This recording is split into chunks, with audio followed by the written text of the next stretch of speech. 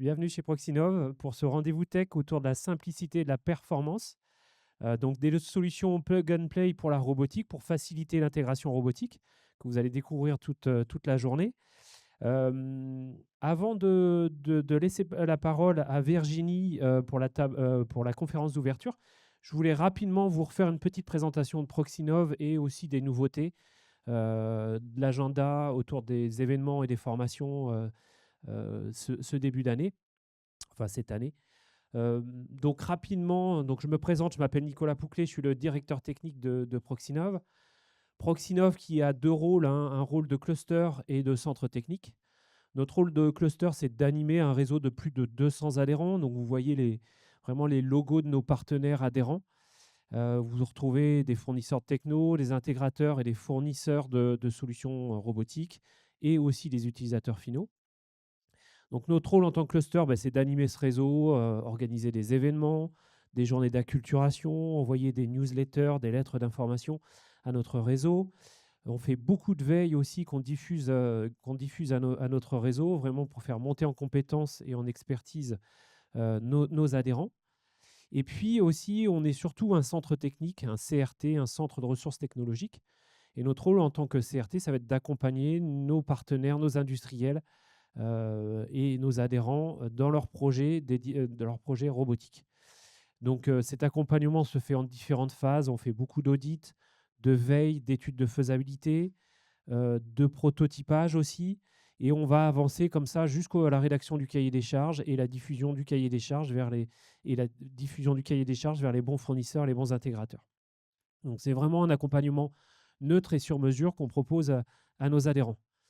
Et entre les deux, vous avez entre la partie formation, la partie CRT et cluster, on a aussi la partie formation où on est là aussi pour aider et acculturer les entreprises et les former euh, aux outils robotiques. Donc on a un catalogue de formation avec plusieurs modules autour de la sécurité, autour de la robotique et de la programmation, et des formations aussi sur mesure à l'intégration, des formations autour de l'IA aussi et de la data qu'on propose aussi dans notre catalogue. Et vous allez découvrir aussi tout à l'heure notre usine pilote, hein, qui est en mode événement, mais notre usine pilote de 1000 m², qui est un espace en fait, qui permet aussi de découvrir des technologies, de prototyper des solutions en réel. Et puis aussi un espace au Havre, au Tech Lab, le Tech Lab, donc un espace de 200 m² aussi qui est à disposition aussi pour mener à bien des expérimentations et des essais. Quelques chiffres clés, un petit bilan 2025. Donc 2025, c'est plus de 200 adhérents. On a accompagné une vingtaine d'entreprises, donc une vingtaine de projets, soit à peu près plus de 55 projets depuis 2023, autour des études, des expérimentations, du prototypage. En 2025, on a 180 apprenants qui sont venus chez nous se former sur différents modules, sur différentes solutions techniques. C'est 1200 m² d'équipement, hein, donc 1000 m² à La Roche-sur-Yon et 200 m² au Havre. Nous avons organisé et co-organisé plus de 34 événements. Et puis les deux sites, hein, donc l'ouverture du Havre en 2024, donc c'est deux sites en plein mouvement, donc un site donc ici à La Roche-sur-Yon et le site normand au Havre. Un petit focus aussi sur les événements. On a un programme bien chargé. Le 21 mai, on a un rendez-vous tech autour de la vision industrielle, cette fois-ci qui a lieu au Havre. Le 11 juin, on a notre événement annuel qui s'appelle donc Full Robotique. Donc c'est notre 6e édition qui sera couplée aussi à notre AG. Le 1er octobre, on a un rendez-vous technique aussi autour de la maintenance industrielle au Havre. Le 3 décembre, un rendez-vous tech au Havre aussi autour de l'industrie agroalimentaire. Et puis, on finira l'année à La Roche-sur-Yon donc avec un rendez-vous tech aussi autour de la robotisation du soudage. Donc, n'hésitez pas à aller voir notre site internet. Vous avez toutes les infos sur ces événements, sur ces rendez-vous et bien d'autres aussi, bien d'autres infos aussi, donc notamment avec des événements partenaires. Je voulais aussi vous présenter les formations aussi qui sont planifiées jusqu'à juillet. Des formations autour de la machine-outil, donc comment robotiser une machine-outil, la robotisation des machines-outils, de l'idée à la mise en œuvre. Donc ça, c'est une formation d'une demi-journée le 5 mai. On a une formation aussi le 16 juin et puis le 17 juin sur la sécurité. Donc la directive machine et le nouveau règlement machine aussi qui va arriver. Donc une nouvelle loi autour de la sécurité qui va être en vigueur à partir de 2027, donc janvier 2027. Et puis le 23 juin, une formation autour de la vision industrielle, les bases de la vision industrielle. Une formation qui est vraiment dédiée pour découvrir les nouveautés autour de la vision industrielle et comment intégrer des nouvelles technos en vision. Donc c'est pareil aussi, allez voir notre site internet, vous avez toutes les infos, vous pouvez vous inscrire, vous avez tous les programmes aussi à disposition et puis d'autres programmes aussi, donc n'hésitez pas aussi à aller sur notre site internet. Donc donc le programme de la journée du rendez-vous tech. Donc on va avoir la chance d'avoir une conférence d'ouverture avec Virginie. Donc Virginie Sachs, qui est cofondatrice et associée de Companium, donc qui est un cabinet de conseil expert en ancrage territorial. Donc Virginie accompagne des dirigeants sur leur stratégie et l'innovation. Donc merci Virginie. Ensuite, vous allez découvrir différentes démos dans l'usine pilote, donc avec des partenaires comme ABB, Gobano Robotics, Novatix, Six, Simcore et Synaos qui vont vous faire découvrir un ensemble de technologies. À 11h30, on a une table ronde donc, animée par Jade avec autour de la table ronde donc Novatix, Proxinov et Synaos. Et puis, vers midi et quart, midi 30, un repas networking qui sera servi dans l'usine pilote. Et puis, tout le long de la journée, voilà, des ateliers aussi exposants. Les inscriptions sont toujours possibles, donc n'hésitez pas à vous inscrire aussi à ces ateliers qui vont avoir lieu en début d'après-midi. Bonjour à tous, je suis ravie d'être parmi vous ce matin. Merci pour l'introduction et l'entrée en matière. Alors je vous remercie aussi parce que je suis en train de déménager. Vous m'avez sorti la tête des cartons, alors je vous remercie parce que je n'en peux plus. Mais en tout cas voilà, je suis vraiment ravie d'être parmi vous. Alors Virginie Sachs, donc je dirige en effet une société, cabinet de conseil qui s'appelle Companium, qui accompagne le lien entre l'industrie et le territoire. Je suis aussi directrice de la filière Deep Tech Industrie du futur de l'ESSEC, qui est une école de commerce dont je vous parlerai peut-être un tout petit peu après. Alors peut-être en introduction, pourquoi travailler sur l'ancrage territorial de l'industrie? Eh bien, j'étais moi-même industrielle, je travaillais dans la métallurgie pour Constellium, qui est l'ex-Péchinet pour le secteur aéronautique. Et il se trouve que en tant que directrice commerciale de Constellium pour toute la branche transport et aéronautique, eh bien, je travaillais pour des usines diverses et variées, à Issoire, à Montreuil-Juigné, pas très loin d'ici, en Suisse, aux États-Unis également. Et j'ai pu observer que l'ancrage territorial n'était pas nécessairement une donnée d'entrée dans l'industrie, alors que pour moi, c'est une valeur essentielle. J'ai quitté l'industrie momentanément, j'ai monté et dirigé un institut de formation territoriale pour accompagner les territoires dans le lien à l'industrie. Et là aussi, je me suis rendu compte que ce n'était pas inné. Et donc, on avait besoin de liens. C'est l'origine de Companium, travailler sur l'ancrage territorial de l'industrie au service des dirigeants, que nous accompagnons dans leur stratégie, en lien avec leur écosystème, territoire mais aussi filière. Et j'en parlerai dans un instant, en particulier dans le lien avec entre start-up, PME, ETI et grands groupes, sur lesquels on travaille aussi, et puis accompagner les territoires dans leur stratégie industrielle. Et ce lien, eh bien, il est important et c'est vraiment le cœur de notre ADN. C'est aussi le cœur de l'ADN de la filière Deep Tech Industrie de l'ESSEC que j'ai créée il y a 2 ans. Travailler sur l'ancrage territorial de l'ESSEC dans l'industrie travailler aussi sur la présence de l'industrie dans des écoles de commerce, là où elle n'a pas nécessairement voix au chapitre. Et donc, on accompagne des étudiants dans l'innovation industrielle. Ces étudiants qui viennent voir les industriels innover, qui viennent les aider et apporter un autre regard, et j'en parlerai aussi dans un instant. Alors, pour entrer dans cette conférence et dans cette journée, je voulais vous donner quelques messages sur l'innovation industrielle et puis en particulier le lien au territoire, avec une petite anecdote. Pour commencer, je vous ai dit que j'étais en train de déménager, c'est vrai. J'achète donc un appartement auprès d'un grand promoteur, qui est une très grande entreprise à capitaux publics. Et dans notre projet d'achat, eh bien, il y a dans la notice descriptive des pompes à chaleur. Ah, super, hein.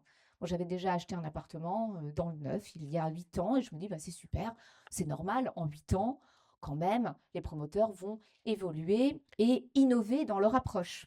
On ne parle pas de robotique, mais vous allez voir le lien tout de suite. Et donc, je suis très contente de voir qu'on va avoir des pompes à chaleur chez nous, c'est normal.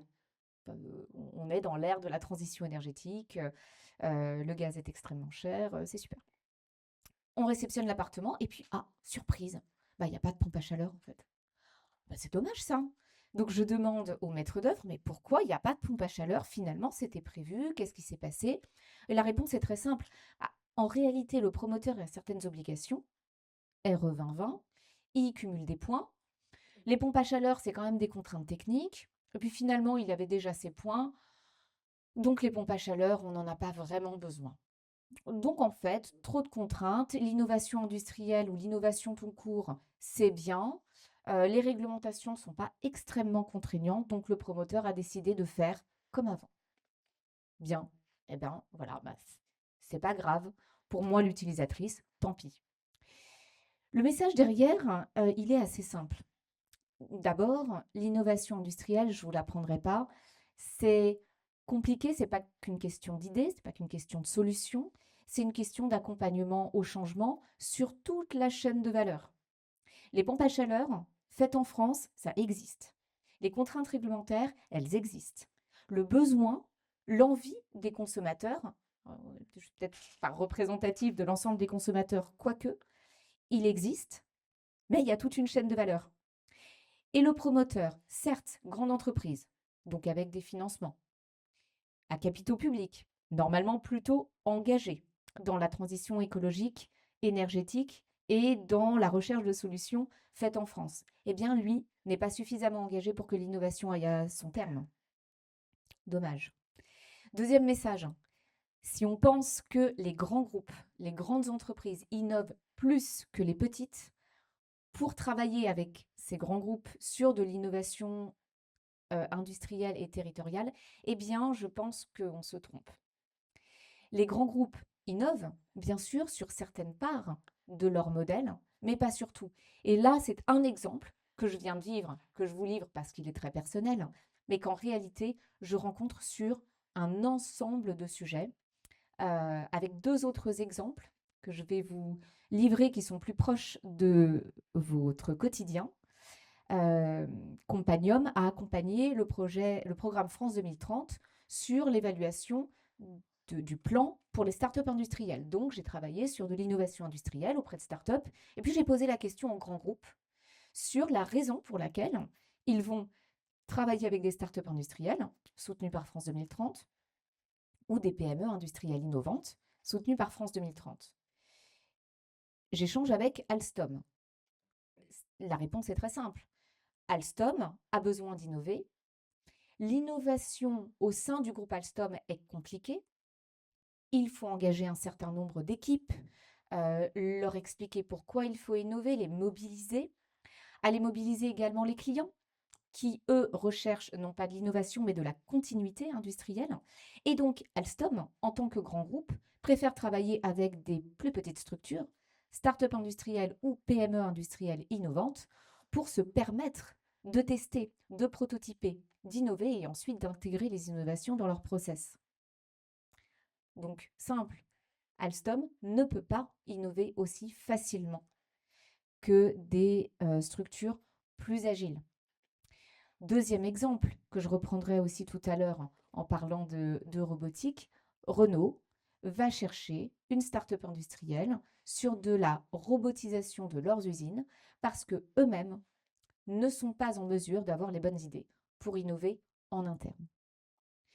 Donc voilà, pour rentrer en matière, ne pensez pas que les grands groupes innovent plus que nous, start-up, PME, ETI, industriels. En réalité, les grands groupes ont besoin de vous. C'est un premier message pour vous dire que on peut évidemment tous rentrer dans la danse de l'innovation. L'innovation, c'est aussi comme de la prose. Très souvent, et je le vois quand je donne des cours à l'ESSEC, on pense que l'innovation, c'est l'innovation uniquement de rupture, ce qu'on appelle la deep tech. La deep tech, ça existe, mais l'innovation industrielle, c'est ce que vous faites tous les jours. Vous le faites déjà, vous avez vos enjeux. Le but, c'est d'aller toujours, progressivement, un peu plus loin. Et l'objectif du cahier de tendance que je vais vous montrer dans un instant, eh bien, c'est justement de vous donner le sens de ce que ça veut dire aller un peu plus loin. Dans le cadre de Global Industrie cette année, donc qui a eu lieu en mars, sur lequel Proxinov était très fortement représenté, Companium et Global Industrie ont réalisé un cahier de tendance pour accompagner des startups, des PME, des ETI dans leurs innovations avec des exemples de projets accessibles qui vont un peu plus loin peut-être que ce que nos lecteurs font aujourd'hui pour non seulement vous inspirer, mais aussi vous donner le sens de la tendance. Pourquoi? Eh bien parce que quand on innove, mine de rien, dans l'industrie, ça prend du temps, ça demande des efforts, ça demande parfois un peu d'argent et on a besoin de se rassurer. Alors comment on se rassure? On se rassure d'une part en se disant qu'on est dans une mouvance partagée, qu'on fait partie d'une dynamique, qu'on fait partie d'un collectif et aussi en donnant le sens. Pourquoi on innove? En fait, pourquoi on va mettre de la robotique dans nos usines? Pas parce qu'il faut le faire, parce qu'on sait pourquoi on le fait. Je ne vous l'apprends pas. Mais par contre, quand on cherche à mettre en mots, quand on cherche le sens, parfois, les mots, on ne les a pas. Et c'est l'objectif de ce cahier de tendance, de vous aider à mettre en mots et à donner le sens de votre innovation pour se rassurer, mais aussi pour l'expliquer, la mobiliser.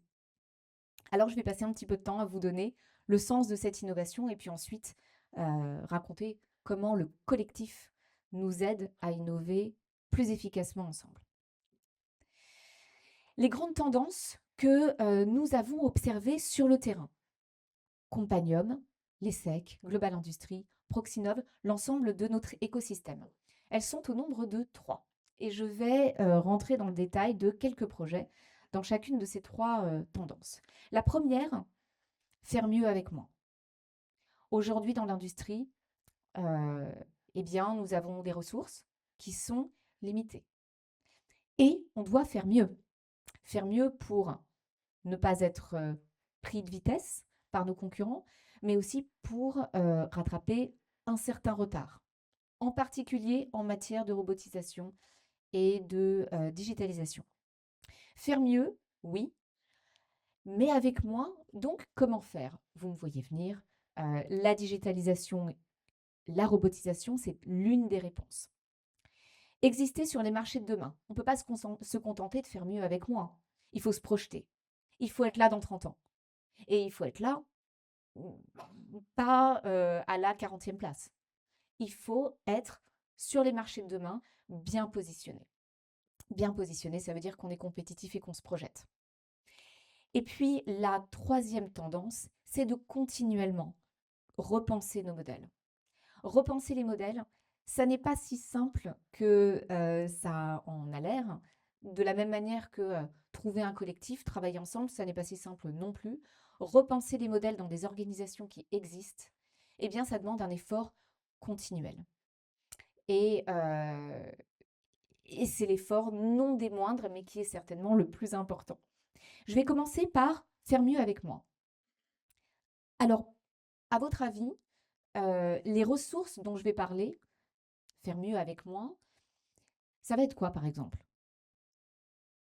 Les ressources dont on a besoin et qui sont limitées pour l'industrie.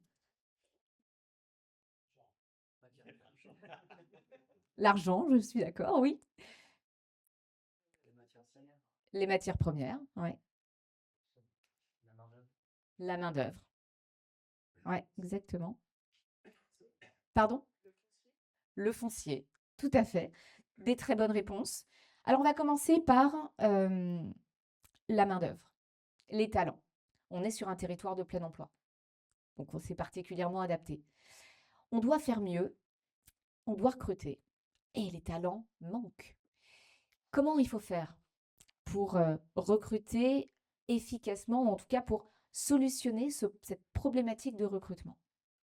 On a plusieurs solutions pour ça. D'abord, on doit attirer, attirer plus de recrues, des hommes, des femmes qui sont intéressés par les métiers de l'industrie. C'est ce que je fais aussi avec les SEC. Je vais aller chercher des étudiants qui n'entendent jamais parler d'industrie et leur dire que finalement, c'est peut-être plutôt pas mal.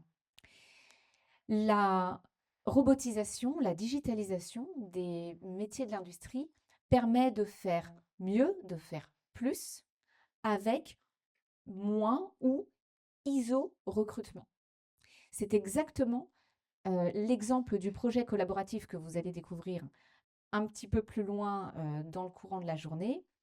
Je ne vais pas défleurer le suspense, mais d'un projet porté entre autres par Proxinov qui permet de recycler des batteries avec l'usage de robotique et qui permet de recycler beaucoup plus avec moins de talent parce que eh bien, ça prend du temps et parce qu'on est sur un territoire de plein emploi. Donc, robotiser, oui, surtout parce qu'on a moins de talent. La digitalisation des métiers de l'industrie, c'est aussi important en matière d'attractivité. On en parlera également dans les modèles opérationnels. L'industrie a longtemps porté une image de métier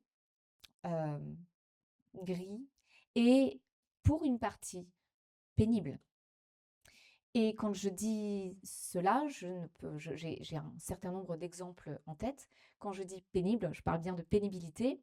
Nous avons accompagné une start-up industrielle qui s'appelle Esprid, qui est en Bretagne, qui a remplacé une activité manuelle d'effeuillage de tomates à l'aide de robots. L'effeuillage de tomates, c'est un métier extrêmement pénible qui met en péril les agriculteurs et les producteurs de tomates français qui n'arrivent plus à recruter. Aller utiliser des robots pour cette partie de l'effeuillage de tomates, donc si on veut se le représenter, hein, c'est passer des heures avec les bras levés pour effeuiller des plants de tomates et la tête regarder vers le haut. Donc ce sont des troubles musculo-squelettiques assurés au bout de quelques années de travail. Donc on a absolument besoin de robotique pour simplement pérenniser l'activité, là en l'occurrence agricole, sur la plantation de tomates.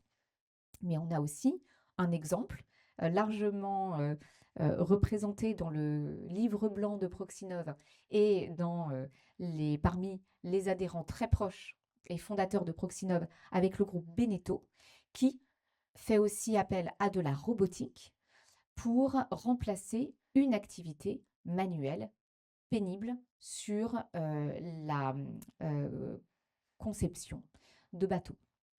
Donc, l'attractivité, le fait de faire mieux avec moins de talent, le fait d'améliorer la qualité de vie de vos collaborateurs, eh bien, peut être solutionné tout simplement par une activité de digitalisation, d'IA, de robotique ou simplement la transformation de vos lignes industrielles existantes. À partir du moment où on a le sens, on sait qu'on peut prioriser, on sait qu'on peut mobiliser et qu'on peut expliquer cette innovation. L'expliquer à vos clients, l'expliquer à votre management, à vos parties prenantes. Faire mieux avec moins. C'est quelques exemples, mais vous en aurez de nombreux sur cette thématique. Faire mieux avec moins de foncier. C'est la deuxième ressource la plus limitée, je dirais, ou en tout cas celle qui est la plus médiatisée depuis quelques années. On doit implanter plus d'usines, on n'a pas de terrain. Comment faire? Eh ben, comment faire? Il faut réduire la taille de nos usines. Réduire la taille de nos usines, verticaliser, améliorer nos process, les compacter. Ça veut dire repenser nos façons de faire de manière extrêmement profonde. Et pour ça, la digitalisation, la robotisation des sites s'impose comme un passage obligé, plus facile pour des entreprises qui s'implantent aujourd'hui et qui écrivent sur une page blanche, plus complexe quand on doit repenser tout un modèle industriel, mais possible. Nous travaillons avec, dans le cadre de la filière de l'ESSEC, avec Dassault, qui vient de monter une usine sur le territoire de Cergy, en Île-de-France, qui a repensé l'ensemble de ses process industriels grâce à un jumeau numérique qui permet à la fois de visualiser l'ensemble du bâtiment, mais aussi l'ensemble des procédés industriels, et qui donc va utiliser une emprise foncière moindre. Donc je vous parlais de start-up PME, les grands groupes innovent quand même bien sûr aussi, avec une problématique particulière d'accompagnement au changement des équipes sur lesquelles ils font travailler les étudiants. Parce que c'est très bien d'avoir une bonne idée, le modèle est prouvé, ça a permis de compacter l'usine, ça permet de réduire les coûts, les directeurs de site vont améliorer leur PNL, donc leur compte de résultats d'usine, et pourtant ne sont pas complètement engagés dans la démarche. Donc on a besoin d'un regard extérieur, en l'occurrence de l'apport d'étudiants. Donc foncier, énergie, autre ressource limitée, sur laquelle la digitalisation est évidente sur la performance énergétique des bâtiments principalement. Et l'eau, dernière ressource essentielle. On est en Vendée, peut-être qu'on ne ressent pas tous les jours le manque d'eau, on ne ressent peut-être pas tous les jours non plus le trop plein d'eau, et pourtant c'est ce qui nous arrive déjà aujourd'hui et ce qui va nous arriver d'autant plus dans les prochaines années. Je le dis souvent, le foncier, ça a été la mise en bouche de nos limitations de ressources, et l'eau et la gestion de l'eau, c'est l'un des principaux enjeux que nous allons rencontrer. Quand je travaillais chez Constellium, il y a déjà 10 ans, nous avions des fuites d'eau. La seule possibilité pour réduire l'utilisation de l'eau, c'était de suivre, de traquer ces fuites. Il n'y a pas d'autre solution que d'avoir de la numérisation. Il n'y a pas d'autre solution que des capteurs qui nous permettent de savoir où sont les fuites. Avec cette technologie qu'on a mis 10 ans à mettre en place, on a quand même réussi à réduire la quantité d'eau perdue de 80%. Restait les 20%, là il faut innover. Mais on a mis 10 ans, alors qu'on avait un problème. Je ne vois pas d'autre solution pour aller vers une utilisation plus raisonnée de l'eau que la numérisation.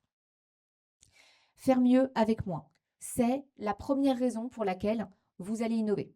Et c'est le premier sens que vous pouvez donner à vos clients, à vos parties prenantes. Deuxième sens, exister sur les marchés de demain. Comment on fait pour exister sur les marchés d'aujourd'hui et de demain? Il faut être compétitif. Comment être compétitif quand on est pris de court par une concurrence internationale qui est extrêmement rude et qui va très vite? Eh bien, être compétitif, c'est innover sur ses process et utiliser l'ensemble des outils qu'on a à notre disposition, et en particulier, bien évidemment, l'IA et la numérisation. Je vais vous prendre quelques exemples de marchés porteurs qui sont l'évidence pour le premier et qui utilisent eux-mêmes déjà l'intelligence artificielle, la robotique, mais qui veulent aller beaucoup plus vite, beaucoup plus loin. La défense. Qu'on le veuille ou non, c'est un marché qui est porteur et sur lesquels les grands groupes, les startups, les PME, les ETI se positionnent. Qu'ils soient aujourd'hui dans la base de défense, la BITD ou pas. Un exemple d'ETI industriel qui utilise l'intelligence artificielle pour aller plus loin dans la montée en cadence. Le principal enjeu de la défense aujourd'hui en France, c'est de monter en cadence, hein, produire plus, plus vite. C'est d'ailleurs ce sur quoi les grands groupes comme MBDA, Dassault, avec la Direction générale de l'armement, travaillent en ce moment sur ce qu'ils appellent la MCO de combat. Monter en cadence, ça veut donc dire faire plus avec moins. Prenons l'exemple d'Ametra, qui est une entreprise, une ETI, entreprise donc industrielle dans le secteur de la défense, qui, pour faire mieux dans ses procédés industriels rapidement, a mis en place l'intelligence artificielle dans sa production. Comment? En automatisant la génération de bons de commande à la fin du procédé industriel, à usage donc de ses collaborateurs, tout simplement pour avoir donc des bons de commande automatisés et avoir accès en amont de la production à l'ensemble des informations techniques qui proviennent des catalogues des fournisseurs ou de l'historique de cas d'usage industriels qui ont déjà été mis en œuvre dans le cadre des usines. Donc Ametra qui a déjà mis en place l'intelligence artificielle dans ses usines. Je peux également citer Georgin, PME de 80 personnes, qui est en Île-de-France, qui est déjà elle-même dans le secteur de la défense et qui a revu l'ensemble des processus industriels. Pour cela, qui a en réalité refait l'ensemble de l'usine. Donc c'est à la fois un très gros projet immobilier, mais aussi de robotisation de ces procédés industriels. Un projet fondamental de réorganisation des équipes industrielles, mais aussi fonction support, pour pouvoir intégrer l'intelligence artificielle, la numérisation et la robotique dans ces processus de production et être donc compétitif sur les marchés de défense. Et ça marche. La PME, en tout cas, opère déjà une montée en cadence et est très fortement implantée auprès de grands donneurs d'ordre du secteur de la défense. Je vais passer en revue les quelques marchés porteurs. Je ne vais pas prendre des exemples sur chacun, mais passer en revue les marchés porteurs sur lesquels vous êtes peut-être. Donc la défense, les nouvelles mobilités, en particulier ici avec un exemple de Renault Group, que je prends ici, qui robotise l'ensemble de ses processus industriels en faisant une collaboration avec une start-up industrielle, Wondercraft, et qui teste des robots humanoïdes à installer dans leurs usines, sans dogmatisme. C'est la première fois qu'ils le font, c'est une avancée sur laquelle ils découvrent et ils acceptent de collaborer avec une start-up industrielle. Les nouvelles mobilités avec le recyclage de batteries, c'est l'exemple du programme du projet France 2030 qui vous sera présenté tout à l'heure avec Proxinov. Donc les nouvelles mobilités, l'aéronautique, bien sûr, marché porteur également, la transition énergétique, je vous le disais tout à l'heure, les métaux critiques, avec toujours le projet de recyclage de batteries, la chimie verte, la santé et bien évidemment le numérique, l'intelligence artificielle et le quantique qui font aussi partie des secteurs, des marchés qui sont porteurs pour la France. Je voudrais vous prendre un exemple de travaux que j'ai pris ici dans le cahier de tendance. Vous savez certainement que dans le numérique et le cloud, qui sont des secteurs qui sont porteurs aujourd'hui, on a un problème, c'est de savoir où nos données sont stockées. Et c'est l'un des enjeux de la numérisation. Numériser, oui. Stocker des données à côté de chez nous dans des data centers qui s'implantent dans nos territoires, oui. Mais est-ce que les données sont elles-mêmes souveraines? Nous travaillons avec la certification Origine France Garantie, qui vient de mettre en place une nouvelle certification numérique France Garantie, qui certifie les entreprises qui vont stocker des données en France. Donc la numérisation, oui, et le Made in France dans la numérisation, c'est possible aussi. L'agroalimentaire, je prenais l'exemple de la robotisation des plants de tomates. Donc c'est une entreprise qui s'appelle Esprid, dont je parle ici. Le Made in France et l'international, l'internationalisation n'étant pas un marché porteur, mais évidemment un sujet sur lequel les startups PME ETI se positionnent. Être compétitif à l'international, ça veut dire se reposer des questions fondamentales sur ces procédés industriels. Pour cela, je vais prendre l'exemple de Demji, qui est également un partenaire de Proxinov, ou un membre de Proxinov, qui est une ETI dans le secteur de la plasturgie, fortement représentée à l'international, avec un modèle d'internationalisation que j'appelle du multilocal. C'est à la fois une croissance organique, mais aussi une croissance externe. Demji a acquis un certain nombre d'entreprises à l'international, ce qui lui a permis de remonter dans les chaînes de valeur de ses clients, en particulier dans l'aéronautique. Donc Demji va racheter un sous-traitant de Boeing dans l'aéronautique et remonter dans sa chaîne de valeur, mais aussi conserver des usines en France et pour cela, robotiser certaines parts de ces procédés industriels, en particulier les robots injecteurs de plastique, pour continuer à être compétitif avec des usines en France. Donc s'internationaliser, oui, mais en créant de l'emploi en France. Une seule solution, robotiser. Sinon, pas possible. On doit s'internationaliser, mais également délocaliser les usines de production. Et on n'a pas très envie de ça quand on parle de réindustrialisation des territoires. Et puis, je vous le disais, donc, dernière tendance, repenser nos modèles. Les modèles opérationnels, ça veut dire que au-delà de faire mieux avec moins, au-delà d'exister sur les marchés de demain, eh bien, on doit réinventer l'image de l'industrie. Réinventer l'image de l'industrie, ça veut dire embrasser pleinement les innovations qui se présentent à nous. On a toujours peur d'aller vers l'innovation. C'est normal. On a toujours peur du changement. C'est normal. Et on doit y aller de manière raisonnée. L'intelligence artificielle fait partie de ces innovations que nous devons embrasser. Je vous en ai pris quelques exemples. Je peux vous en prendre un dernier. Lizzie Group, ETI, qui utilise déjà l'intelligence artificielle sur le secteur aéronautique, toujours pour améliorer l'usage des machines par les collaborateurs. Donc vous voyez ici l'intelligence artificielle, pas uniquement dans les fonctions support, mais dans les fonctions de production. La robotique fait partie des modèles opérationnels que nous devons penser. Ici, dans ce cahier de tendance, nous valorisons en particulier Proxinov. Pourquoi ? Parce que vous êtes ici non seulement au cœur de l'innovation, mais aussi au cœur de l'ancrage territorial de cette innovation. Ce qui est extrêmement important. Pourquoi ? Parce qu'on n'innove jamais seul. Et le collectif dans l'innovation compte au premier ordre. Et ce collectif ne s'invente pas.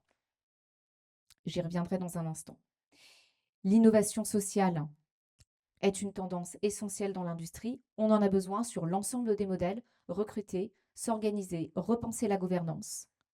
Ça demande des innovations et parfois une attractivité accrue, la circularité et l'image de l'industrie. Je finis par là. J'ai aussi une autre casquette dans mes fonctions au sein d'associations, en particulier au sein d'un collectif qui s'appelle les Influstriels, qui travaille sur l'image de l'industrie. L'attractivité de l'industrie passe par l'adoption de nouvelles technologies. Vous voulez recruter et en particulier aller parler de manière large à des jeunes talents, très souvent, eh bien, ces jeunes talents sont sensibles à l'adoption et au questionnement que vous allez vous poser sur les nouvelles technologies. Et je le vois tous les jours avec mes étudiants. Alors, je l'ai évoqué tout à l'heure, donc ici, quelques messages pour vous donner le sens de pourquoi on innove. Faire mieux avec moins, exister sur les marchés de demain, repenser nos modèles. Vos innovations doivent répondre à ces 3 grands enjeux. Et si vous vous appuyez sur ces messages, il n'y a aucune raison que vous ne puissiez pas mobiliser autour de vous et autour des projets d'innovation que vous portez. Mais pour innover, il y a quelques prérequis, et en particulier de ne pas être seul. Si vous êtes ici aujourd'hui, vous avez déjà largement fait le premier pas. C'est d'être présent dans des structures territoriales en particulier qui vont vous accompagner. Vous accompagner, vous individuellement, mais aussi collectivement. Être ensemble, ça ne s'invente pas. travailler ensemble, ça nécessite du lien. Je vais prendre quelques exemples de structures qui vous permettent d'avoir ce lien. Des clusters ou les pôles de compétitivité, les associations territoriales comme Proxinov qui permettent en particulier d'innover ensemble. L'innovation collaborative, c'est le propre de ces structures.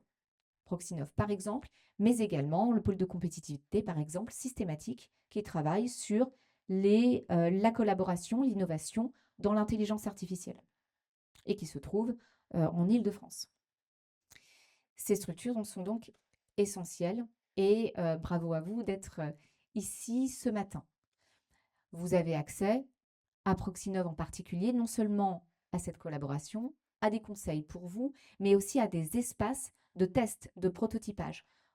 Vous n'aurez pas cela dans de nombreuses autres structures. C'est aussi le propre des CMQ, des centres des métiers de qualification, qui permettent aussi de tester de manière physique vos innovations. Donc, le collectif au niveau d'un territoire, c'est essentiel. C'est aussi pour ça qu'on travaille avec les territoires d'industrie, qui sont ces collectifs animés par des collectivités de travaux d'innovation industrielle. Donc, les clusters, les pôles de compétitivité, les territoires.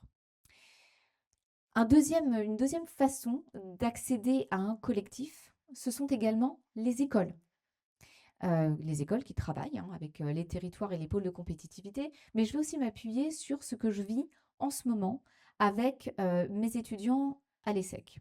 On travaille sur de l'innovation industrielle avec des étudiants qui ne sont pas des ingénieurs ou qui ont une double casquette, ingénieur et entrepreneur.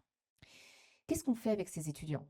On va chercher des projets très fortement industriels auprès de start-up. On travaille avec Jimmy Energy, donc des Small Modular Reactors, donc ces nouvelles centrales nucléaires.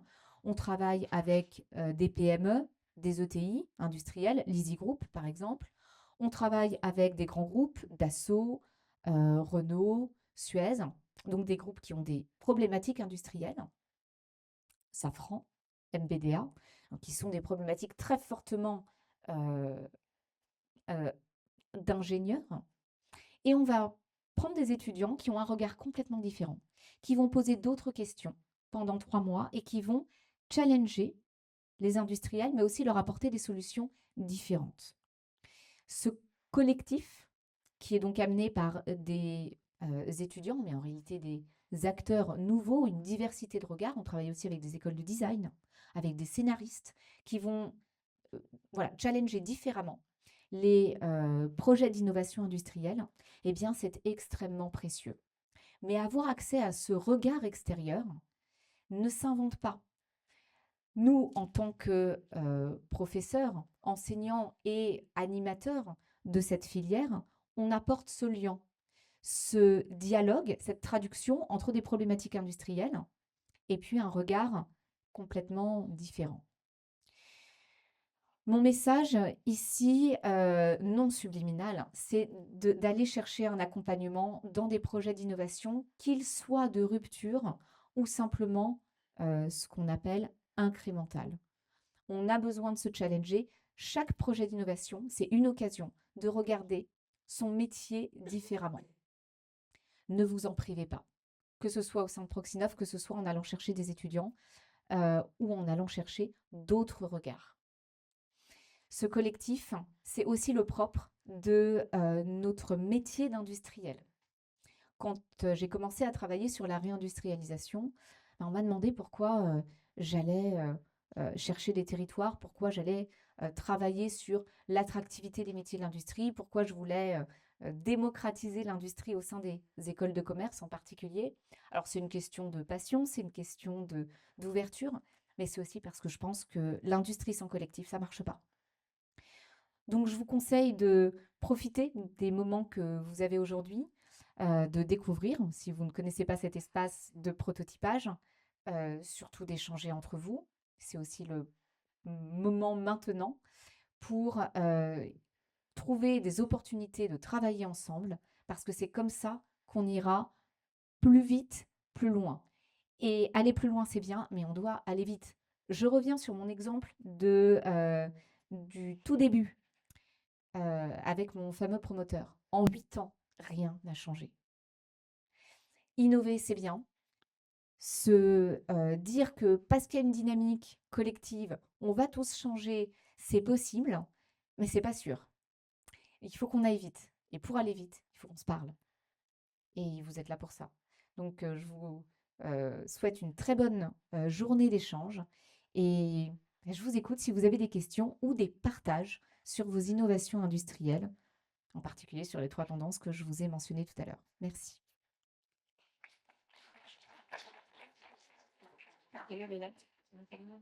C'est bon. Bon, je crois qu'on a le temps de prendre quelques questions, quelques commentaires.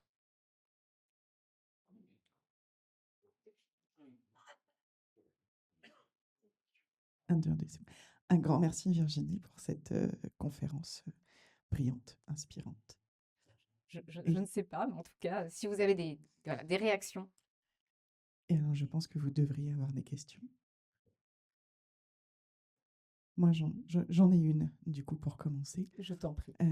Tu parlais du fait que les grands groupes ont besoin des PME, notamment sur de l'innovation, etc. Comment est-ce qu'en tant que PME, on peut réussir à faire le premier pas pour la bonne identification et la bonne collaboration avec un grand groupe? Ah, c'est une très bonne question. Alors, je vais m'appuyer sur une expérience très récente. J'étais, il y a donc quelques semaines à Global Industries, pour accompagner, alors pour permettre à des grands groupes de prendre la parole devant des PME industrielles qui souhaiteraient travailler avec eux. Et on se rend compte, finalement assez rapidement que ces grands groupes ne sont pas, accompagnés sur l'identification des bons partenaires. Ils ne savent pas non plus très bien présenter leurs besoins. Donc, nous avons travaillé pendant 3 mois avec les grands groupes, on en a accompagné 10 sur ces prises de parole. On a travaillé pendant 3 mois sur la formulation de leurs besoins pour qu'ils se présentent auprès des startups PME industrielles à Global Industries. Et puis, on a aussi travaillé avec les startups PME qui, qui exposaient et qui assistaient aux présentations des grands groupes pour qu'elles-mêmes, elles présentent mieux leurs solutions. La communication de ce que vous faites dans des termes techniques, mais pas trop, parce qu'il faut aussi que vous puissiez être compris sur le spectre le plus large possible de ce que vous faites. Communiquez également les marchés sur lesquels vous êtes positionné, parce qu'il ne suffit pas de faire de l'usinage. Il ne suffit pas de travailler sur des pièces de très grande dimension. J'ai besoin de savoir, moi, en tant que grand groupe, si vous travaillez déjà dans le secteur de la mobilité, si vous travaillez déjà dans le secteur de l'aéronautique, si vous vous posez la question d'aller sur le marché de la défense, etc. Eh bien, travailler sur cette communication, c'est essentiel. Et on s'est rendu compte que même pour des PME exposantes à Global Industries, donc qui font ce premier pas relativement onéreux, d'être présente et d'être visible, la présentation, la formulation de leur présentation n'était pas suffisante pour que des grands groupes, en scannant la liste des PME présentes, se disent tiens, je voudrais rencontrer celle-là. Donc, le marketing, la com, ça peut paraître anecdotique. En tant qu'ingénieur, on se dit bon, c'est bon, je fais déjà des trucs super, je n'ai peut-être pas besoin de communiquer. En fait, si. Et d'être suffisamment précis, en particulier sur les marchés sur lesquels vous êtes déjà présent. Le marché aéronautique, défense, nucléaire, énergétique, ce sont des certifications. Quand on les a déjà, pour un grand groupe, c'est super de le savoir. Si vous êtes sur le marché de la transition énergétique, alors un donneur d'ordre du secteur du marché de la défense va aller vers vous en se disant d'accord, ils sont déjà sur le marché de la transition énergétique, donc je connais les certifications, je sais que si je cherche de nouveaux fournisseurs qui ne sont pas encore dans la base de défense, je peux aller vers eux. Si vous êtes déjà sur le marché aéronautique, un donneur d'ordre du marché de la défense peut venir vers vous. Si vous n'y êtes pas, ce donneur d'ordre sait que le chemin est plus long. Donc, soignez votre communication, en particulier sur les marchés sur lesquels vous êtes déjà présent. Et en particulier dans des moments comme Global Industries. J'avais une question. Oui. Dans tout ce que vous avez présenté, on n'a pas parlé par exemple d'éthique. Mhm. L'innovation, c'est bien, mais aujourd'hui, il y a beaucoup de questions qui se posent. Alors justement, dans certains domaines comme l'aéronautique, la défense, qui sont justement en termes d'énergie puis pour d'autres questions justement morales et éthiques, comment allier justement ce côté éthique et innovation? On va dire que parfois on a un peu de mal à se dire si notre boulot vraiment a un sens pour la planète, pour les gens, et etc. Vous avez un exemple en particulier d'innovation qui vous a choqué? Non, mais justement, vous avez beaucoup parlé de la défense, par exemple. Mhm, Euh, Personnellement, moi, c'est vraiment un domaine qui me touche pas du tout, mhm, voire même au contraire, dans lequel j'ai pas du tout envie de me diriger. Et justement, alors, personnellement, je fais partie d'un laboratoire de recherche. mhm, On peut développer des technologies, pas forcément qui, à la base, sont dédiées justement à la défense, mhm. mais qui peuvent parfois s'orienter, enfin, pour être utilisées dans ce genre de domaine, alors que nous, on n'a pas forcément Envie. envie de le faire.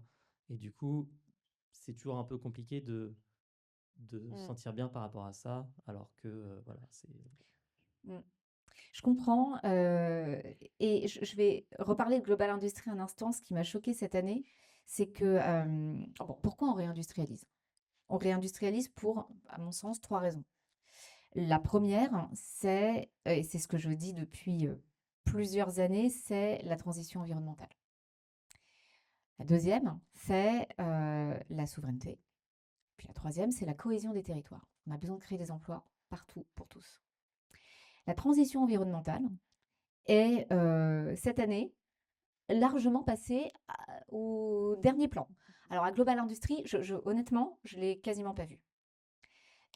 Soit parce que c'était déjà intégré et que dans les innovations industrielles, bon, en fait, la transition environnementale est transversale, soit parce que tout simplement, ça passe au deuxième plan. Et donc, je rejoins ces questionnements éthiques parce qu'en fait, bien évidemment, on innove et puis on travaille, nous, dans l'industrie, pour une raison, pour un sens.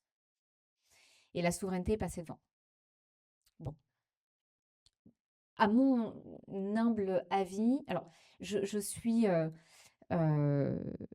moi, en tout cas, habitée par tout cet ensemble. Pour moi, on travaille dans l'industrie pour un ensemble de sens. On ne peut pas les prendre isolément. C'est très difficile de se dire, bah, je vais travailler pour la transition environnementale et puis souhaiter que, enfin, vous pouvez souhaiter que vos produits ne soient pas utilisés dans le secteur de la défense, mais en fait, vous n'avez plus la main. Donc pour moi, c'est un ensemble qu'on accepte avec plus ou moins d'allant. Je pense que dans la façon dont on innove, on a, à titre personnel, toujours la main de choisir comment on va innover. Dans la robotique, en particulier, il y a une question qui concerne l'éthique, qui est plutôt la préservation de l'emploi, qui est une question qui se pose de manière très fréquente. Ah ben, on va robotiser, donc on va supprimer des emplois. Moi, je pense que ce n'est pas le cas. Ce n'est pas le cas parce qu'on va créer de l'employabilité. On va réduire de la pénibilité. Mais à court terme, c'est vrai que quand on robotise, quand on implémente de l'intelligence artificielle, c'est sûr qu'on va mettre des emplois en péril. Qu'est-ce qu'on fait pour compenser ces emplois qu'on va mettre en difficulté? Il faut mettre un accent sur la formation. Donc, s'assurer que eh bien, les personnes qui ne vont pas plus trouver d'utilité dans les procédés industriels sont formées pour retrouver un emploi ailleurs.